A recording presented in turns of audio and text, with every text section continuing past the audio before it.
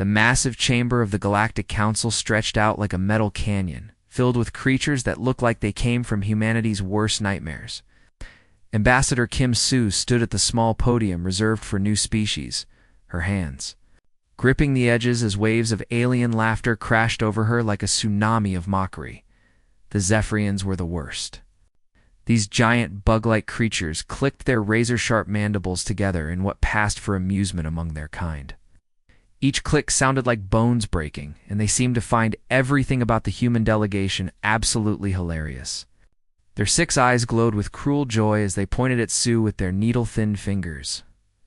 Next to them, the Korathi swayed like underwater plants, their purple tentacles writhing and twisting in complex patterns. Sue had learned enough about their body language to know they were laughing too, though their version looked more like they were having some kind of seizure. Their tentacles changed colors from deep purple to bright pink, which apparently meant they found something incredibly funny. The crystalline Vex were perhaps the most annoying of all. These living rock formations emitted sounds that felt like ice picks being driven into human eardrums. Their laughter was a series of high-pitched notes that made Sue want to cover her ears and run from the chamber. But she couldn't show weakness, not now. "The Terrans wish to join our military alliance?" The voice came from General Thrak, a creature that looked like someone had crossed a rhinoceros with a shark and then given it 3 throats. Each throat spoke at a different pitch, creating a sound like metal being ground in a garbage disposal. What could a species that hasn't even left their own solar system offer the greatest powers in the galaxy? More laughter erupted from the assembled aliens. The hegemony delegates, who looked like giant armored beetles, drummed their claws on their seats in approval. The Stellar Federation representatives, blob-like creatures that communicated through color changes, flashed bright yellow patterns that Sue recognized as their equivalent of rolling on the floor laughing. Sue took a deep breath and tried to ignore the painful sounds surrounding her. She had expected this reception, but living through it was still harder than she had imagined. When Earth had made first contact with the galactic community 3 years ago, the meeting had been disappointing, to put it mildly. The aliens had arrived expecting to find a civilization that matched their own technological achievements. Instead, they found humans still using chemical rockets to barely reach their own moon. While other species traveled between stars in ships that bent space and time, humanity was still figuring out how to keep people alive in space for more than a few months. The weapon demonstrations had been even more embarrassing. The Korathi showed off energy cannons that could slice through asteroids like butter. The Zephyrians displayed shields that could deflect the radiation from an entire star. The Vex demonstrated weapons that could crack moons in half with a single shot. When it was Earth's turn, they had shown off their most advanced military technology: bullets. Actual metal projectiles fired from tubes using controlled explosions. The aliens had literally fallen over laughing. Some species laughed so hard they had to be given medical attention. But there was something the aliens didn't know. Something that Sue couldn't tell them? Not yet. While the galaxy had spent millions of years developing bigger guns, stronger shields, and faster ships, they had forgotten about something that Earth had mastered completely by accident, in a universe filled with constant noise where every species broadcast their thoughts, emotions, and locations across dozens of different energy spectrums. Earth was the only planet that had produced a species capable of true silence, not just the absence of sound, but the complete absence of any detectable presence at all, while alien minds constantly chattered across psychic frequencies. Human consciousness could withdraw completely. While alien technology always produced some kind of energy signature, human engineers had learned to build machines that produced absolutely nothing detectable. While alien ships announced their presence across multiple dimensions, human vessels could move like holes in space itself. Breakthrough had come from an unexpected source: meditation. For thousands of years, humans had practiced the art of making their minds completely quiet. What they hadn't realized was that this ability made them invisible to every form of detection the galaxy used. In a universe where everyone screamed their existence across the cosmos, the ability to be completely silent was like having a superpower. Perhaps the Terrans would like to demonstrate what they can offer. General Thrax. 3 voices spoke in unison. dripping with sarcasm. Show us these primitive weapons we've heard so much about. The chamber erupted in fresh waves of laughter. Aliens of a dozen different species made sounds that ranged from musical chimes to grinding gears, all expressing their amusement at the idea that humans could contribute anything meaningful to galactic defense. Sue smiled for the first time since entering the chamber. They had no idea what was coming. In exactly 37 seconds, every alien in this room was going to learn that sometimes the quietest voice in the room was also the most dangerous. She looked up at the massive display screens that showed the space around the council station, currently empty, except for the various alien diplomatic vessels. The screens would stay empty, even when everything changed, because silence, as the galaxy was about to discover, was the most terrifying weapon of all. Dr. Parkman walked through the metal corridors deep beneath the Rocky Mountains, his footsteps echoing in the silence. The elevator had taken him down nearly 2 miles underground, past layers of concrete and steel that could survive a direct nuclear hit. But what lay at the bottom was worth more than all the nuclear weapons humanity had ever built: the silence. Chamber looked like something from a science fiction movie, but Min knew it was very real. The room was perfectly round, with walls made of a strange black material that seemed to absorb light itself. Strange machines hummed quietly around the edges, their purpose known only to a handful of people on Earth. "Good morning, Dr. Park," said Dr. Lina, as she approached with a tablet in her hands. She was one of only 12 people who knew the truth about what they were building here. The overnight tests went better than expected. Min nodded and looked around the chamber. This was humanity's most important secret, more classified than any weapon or technology they had ever developed. While the rest of the galaxy had spent millions of years learning to make bigger explosions and stronger shields, humans had accidentally discovered something far more valuable: how to make themselves completely invisible. "Tests," Min said, walking over to the main control panel. Na pressed a few buttons, and the air in front of them shimmered. A holographic display appeared, showing what looked like empty space with stars scattered across it. But Min knew that somewhere in that empty space was a human ship, completely invisible to every sensor the galaxy possessed. "Computer, highlight." "The test vessel," Na said. A small red outline appeared in the display, marking the location of the UES Silent Runner. The ship was right there, plain as day, but even knowing exactly where it was, the alien sensors showed nothing but empty space. "The Karathi ran their most advanced scans," Na explained, pointing to data streams on the side of the display. "Electromagnetic sweeps, gravitational wave detectors, quantum field analyzers, even their psychic scanning arrays. They detected nothing. As far as their technology is concerned, that ship doesn't exist." Min smiled as he watched the data. The breakthrough had come from the most unlikely source imaginable: ancient human meditation practices. For thousands of years, monks and spiritual teachers had talked about reaching states of complete mental silence, where all thoughts stopped and the mind became perfectly still. What they hadn't known was that this ability was unique in the galaxy. Every other intelligent species Min had studied was incapable of true mental silence. The Zephyrians' minds constantly buzzed with mathematical calculations, the Korathi thought, and complex emotional patterns that broadcast across psychic frequencies. Even the crystalline Vex had minds that hummed with harmonic vibrations, but humans could make their minds completely quiet. And when they did, something amazing happened. They became invisible to every form of detection the galaxy used. The key was understanding how alien sensors work. Min explained to a group of visiting scientists on the display screen. "They don't look for ships or weapons or energy signatures. They look for minds. Every piece of alien technology is designed to detect the thoughts and intentions of whoever is operating it." Na pulled up another display showing brain scans of human test subjects. When our pilots enter deep meditative states, their brain activity drops to levels that don't register on any alien scanning system. Ships themselves are designed to produce 0 electromagnetic signatures, 0 gravitational disturbance, and 0 quantum field fluctuations. "So we become invisible?" asked one of the visiting scientists. "Better than invisible," Min replied. Invisible things can still be detected by their absence. If you shine a light and see a shadow, you know something is there. But our ships don't. Cast shadows, they don't block radiation, they don't disturb space-time. As far as the universe is concerned, they simply don't exist. The implications were staggering.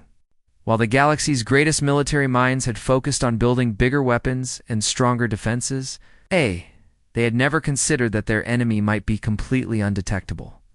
Their sensors were so advanced they could spot a single atom moving through space, but they couldn't see a human ship floating right next to them. The Karathi fleet exercises are next week, Non noted, pulling up a star chart. Intelligence reports say they're testing their new Dreadnought-class warships, supposedly impervious to any known form of attack. Min looked at the star chart and smiled grimly. The Karathi had no idea what was coming. Their new dreadnoughts were protected by energy shields that could deflect the power of an entire star. Their armor was made from materials that could survive the heart of a black hole. Their weapons could crack planets in half, but all of that was useless against an enemy they couldn't see, couldn't detect, and couldn't even imagine existed. "How many ships do we have ready?" Min asked. 12 Silence-class vessels, fully operational, Na replied. Another 30 in final testing phases. "That should be enough for the demonstration," Min said. "The galaxy is about to learn a very important lesson about the difference between being loud and being dangerous." He looked back at the holographic display where the outline of the human ship continued to drift through space like a ghost. In a universe filled with noise and constant chatter, silence had become the most powerful weapon of all. The galaxy was about to discover that sometimes the most dangerous enemy was the one you never saw coming. Captain Chobin floated in the center of the UES Phantom's bridge, his body weightless in the zero-gravity environment. Around him, his crew moved like ghosts through the dimly lit command center. Their special suits made no sound as they breathed, and their movements were so smooth they seemed to flow rather than walk.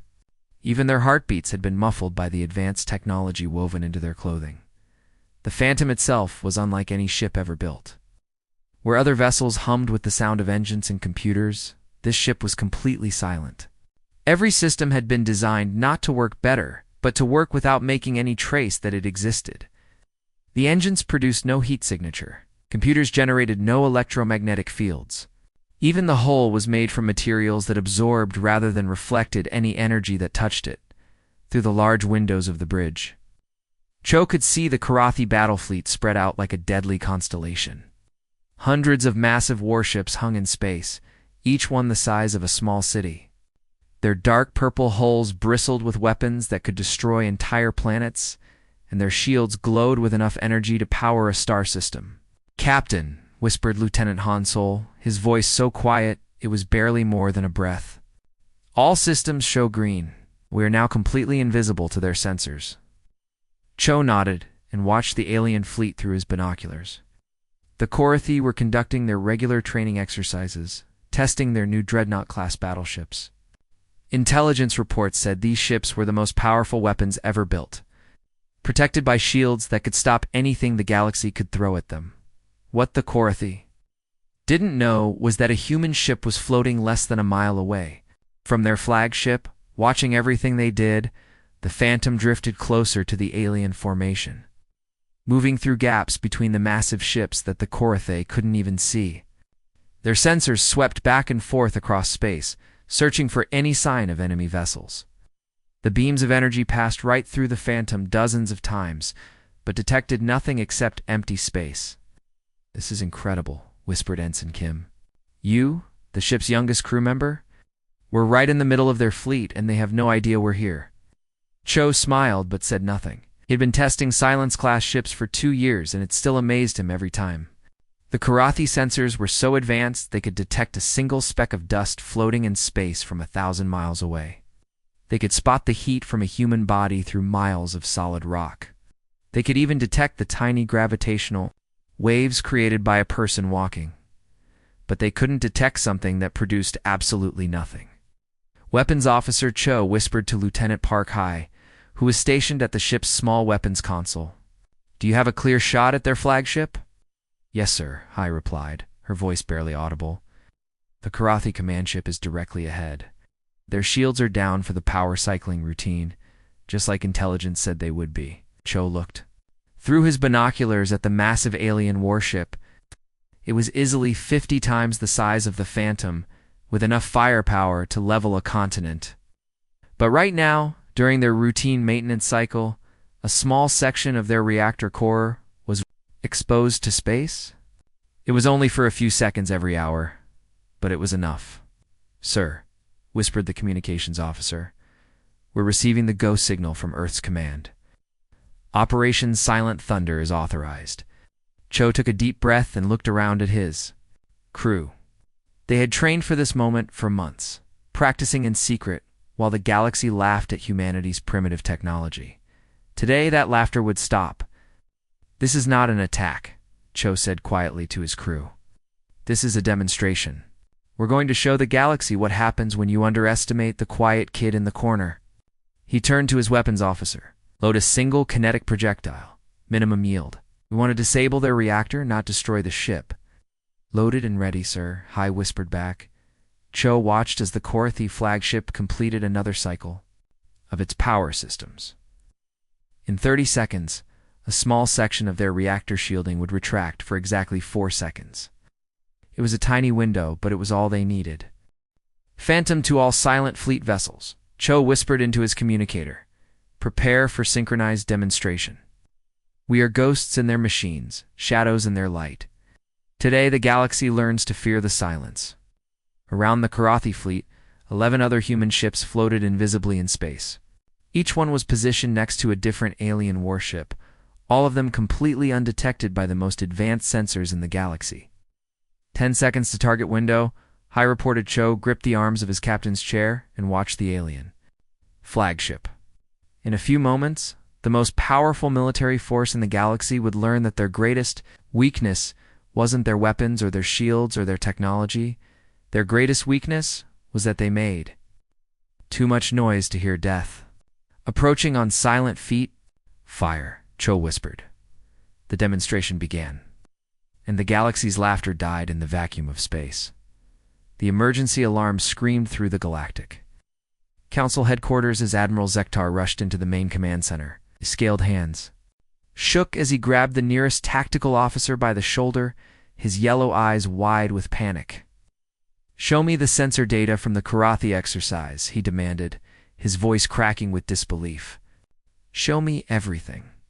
The holographic display flickered to life, showing the moment that had changed everything. The massive Karathi flagship, the pride of their fleet, had been conducting routine power cycling when it suddenly exploded from the inside. The reactor core had been destabilized by something that hit it with surgical precision, turning the mighty warship into an expanding cloud of debris in seconds. There, Zektar pointed at the display with a clawed finger. "Show me where the attack came from." The tactical officer, a nervous Vex crystal being, replayed the footage in slow motion. The explosion bloomed backward in time, revealing the exact moment of impact. A small projectile had somehow passed through every shield and armor layer too, strike the most protected part of the ship. "Now show me the sensors," Zektar ordered. "Show me the human vessel that fired that shot." The display switched to sensor data from dozens of different scanning systems. Electromagnetic sweeps, gravitational wave detectors, quantum field analyzers, psychic probe arrays, every piece of technology the galaxy had developed to detect enemy ships. All of them showed the same thing: empty space. "What, sir?" the tactical officer said quietly. "There's nothing there. No ship, no energy signature, no gravitational disturbance. According to our sensors, that projectile appeared out of nowhere." Zektar stared at the display in growing horror. Even knowing exactly when and where the attack had come from, their most advanced sensors showed absolutely nothing. It was impossible. No technology in the galaxy could hide from their detection systems. "Run it again," he whispered. "There has to be something." But the replay showed the same impossible result. Human weapon had appeared from empty space, destroyed their most powerful warship, and vanished without a trace. It was like being attacked by ghosts. The communication console began flashing with urgent messages from across the galaxy. Zektar watched in growing panic as report after report flooded in from military commanders throughout the Alliance. "Admiral," the communications officer said, his voice trembling, "we're receiving emergency signals from the hegemony. Fourth Fleet. They report human vessels appearing inside their formation." "That's impossible," Zektar replied. "The Fourth Fleet is in the Rigel system. It's 300 light-years from Earth." "Sir, we're also getting reports from the Zephyrian border fortresses. Human ships have been detected inside their supposedly impregnable defense perimeters." Zektar felt his blood turn cold. The Zephyrian border fortresses were protected by overlapping shield networks and sensor arrays that could detect a single molecule moving through space. Nothing could get past them undetected. "And sir," the communications officer continued, "Central Command is reporting human vessels inside the Sol defense grid, right here around Council headquarters." The main display switched to show the space around the Council station. Dozens. Alien warships floated in defensive positions, their weapons and sensors constantly scanning for threats. But as Zektar watched, small human ships began materializing throughout the formation like ghosts becoming solid. They appeared inside the shield perimeters, between the massive alien dreadnoughts, even floating silently next to the Council station itself. One human vessel was so close to the command center that Zektar could see it through the window, hanging in space like it had been there all along. "How long have they been there?" he asked, his voice barely a whisper. "Unknown, sir. They could have been there for minutes, hours, or days. Our sensors show no indication of when they arrived." Reports continued flooding in from across the galaxy. Human ships were appearing everywhere, inside military bases, orbital platforms, even the heavily defended capital worlds of major species. Each appearance was preceded by absolute silence, as if the ships had simply materialized from nothing. The greatest military minds in the galaxy found themselves facing a completely new type of warfare. How do you defend against an enemy that can be anywhere without being detected? How do you fight ships that don't exist until they open fire? General Thrak appeared on the main communication screen, his three throats speaking in panicked harmony. "Admiral, we've lost contact with 17 deep space monitoring stations. They were reporting normal operations, then simply went silent." "Destroyed?" Zektar asked. "Unknown?" "There were no distress signals, no explosions, no debris. They just ... stopped responding." Zektar stared at the tactical display showing human ships scattered throughout the galaxy like invisible seeds of destruction. Every assumption about warfare, about technology, about the very nature of military power had been turned upside down in a single day. "Sir," the tactical officer said quietly, "we're receiving a transmission from the human ships. They're requesting permission to dock with the Council station." "Requesting permission?" Zektar laughed bitterly. "They're already here. Been here all along, watching us panic like children afraid of the dark." He looked around the command center at the frightened faces of his staff. The galaxy's most advanced military force had been reduced to helpless confusion by an enemy they couldn't see, couldn't track, and couldn't understand. The humans had done something impossible. They had weaponized the absence of existence itself. The Galactic Council chamber had never seen security like this before. Thousands of the galaxy's most advanced scanning devices filled every corner of the massive room. Energy detectors hummed constantly, searching for the slightest hint of hidden technology. Psychic probe arrays swept back and forth, looking for concealed mines. Gravitational sensors monitored every atom of space around the building. The alien delegates sat in their seats like frightened children, surrounded by more protective technology than had ever been assembled in one place. The events of the past week, no one felt safe anymore. Human ships had appeared everywhere across the galaxy, materializing inside their most secure facilities like ghosts walking through walls. General Thrak stood at the security console, his three throats speaking nervously to his technicians. "It's full. Spectrum scan, maximum power," he ordered. "I want to know if a single dust particle enters this chamber without authorization." The Zephyrian delegates clicked their mandibles anxiously as they checked their personal detection devices. The Karathi representatives had surrounded themselves with portable shield generators, their tentacles writhing with fear. Even the mighty Vex had activated defensive protocols that made their crystalline bodies glow with protective energy. "Nothing can get past our defenses now," Admiral Zektar announced to the assembly. "Every form of detection technology in the galaxy is focused on this room. Even the humans cannot hide from this level of surveillance." The words had barely left his mouth when Ambassador Kim Sue appeared at the central podium. She didn't walk in through the doors. She didn't teleport with a flash of light or materialize with any kind of special effect. One moment the podium was empty, and the next moment she was standing there, as if she had always been present and everyone had simply failed to notice. The silence that followed was unlike anything the galaxy had ever experienced. It wasn't just the absence of sound, it was the absence of everything. Every scanning device in the chamber continued to show empty space where Sue stood. Despite the fact that hundreds of alien eyes could clearly see her, the security sensors detected nothing. The psychic probes found no mind to scan. The gravitational detectors registered no additional mass in the room. According to every piece of technology the galaxy possessed, Ambassador Sue did not exist. "Impossible," whispered General Thrak, staring at his displays in disbelief. "She's standing right there, but our sensors show nothing." Sue smiled and looked around the chamber at the terrified faces of the galaxy's most powerful leaders. When she spoke, her voice carried clearly through the stunned silence, despite the fact that their audio sensors detected no sound waves. "You asked what Earth could offer the galaxy," she said, her words seeming to come from everywhere and nowhere at once. "We offer the spaces between your words, the darkness between your stars, the pause between your heartbeats." She gestured toward the massive display screens that dominated the chamber walls. Instantly, the screens lit up with tactical displays showing star systems across the galaxy. But what the alien delegates saw made their worst nightmares seem pleasant. Human ships surrounded every major military installation, every capital world, every strategic location in known space. Hundreds of vessels hung invisibly around planets and space stations, completely undetected by the most advanced sensor networks ever built. "While you filled the universe with noise," Sue continued, "we learned to listen to the silence. While you announced your presence across a dozen different energy spectrums, we learned to exist in the spaces between your thoughts."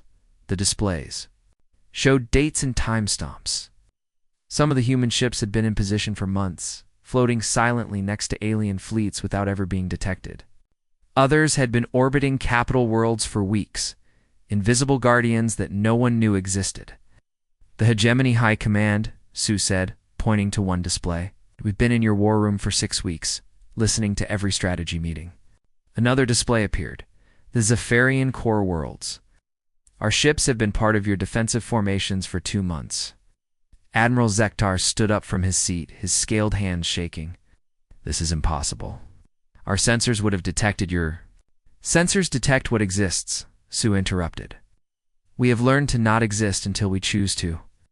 We are the silence between your words, the darkness between your stars, the stillness between your heartbeats."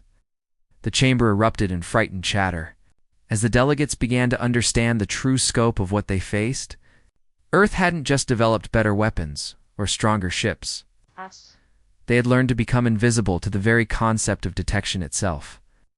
"We don't want to conquer the galaxy," Sue said, her voice cutting through the noise. "We want to protect it, but we needed you to understand that the loudest voice in the room isn't always the most dangerous one." She paused and looked directly at General Thrak. "Sometimes the greatest threat is the one you never hear coming." The voting began immediately. Every species, every faction, every representative raised their hand or tentacle or appendage in agreement. The motion to accept Earth into the Galactic Defense Alliance passed unanimously. After all, when someone could be everywhere and nowhere at once, it was much better to have them as friends than enemies. As the session ended, Ambassador Sue smiled one last time at the assembled delegates. Then she simply wasn't there anymore, leaving only empty space and the lingering memory of silence. The galaxy had finally learned to listen to the spaces between the words. And in those spaces they had found humanity waiting with patient, deadly quiet.